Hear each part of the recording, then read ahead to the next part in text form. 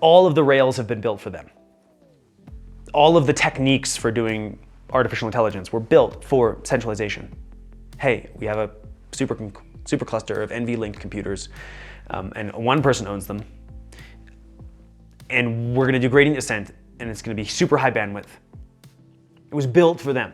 The technology adapted itself to the centralized AI companies. And so we have reinvented the wheel, built a completely new way of approaching the problem, and now need to build those primitives that allow us to go above and beyond what they've ever built. Their advantage is that they're on the home turf, right? The whole ecosystem was built for them. They're all partnered with NVIDIA, right? Our advantage is that we don't play their game. And we have a completely new way of even thinking about computation and getting things. They think, well, I'll raise money from Wall Street and I'll buy a bunch of computers and then I'll hire some people and I'll put them on that compute and then I'll ask them to do what I say and I'll pay them a little bit of money and I'll take the rest for myself. Bittensor is more like, I don't even know what I want, if it is even a computer, but I know how to measure it. And I'm just gonna define a way of measuring it, and then I'm gonna let everyone else solve it, how to get that thing for me. And I'm not going to go to Wall Street, and I'm not gonna cut a deal, and I'm not gonna hire an engineer, and I'm not gonna use a legacy technology. In fact, I don't even know what technology is gonna be used, except that I've just built a way of measuring the thing that we want.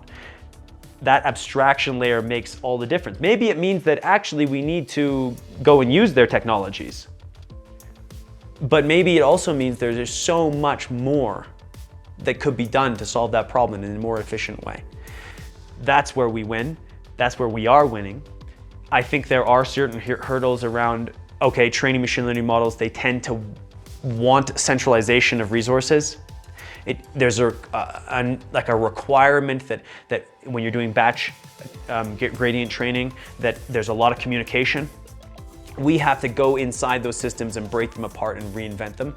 And we've done that to a certain degree, but it's a creative and a technical and an engineering challenge that I only think that certain people in the world will ever be able to solve, and they're here in bittensor.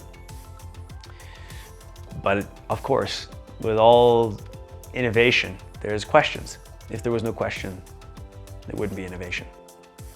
If it was a certain deal, if there was no risk, it would have been already done.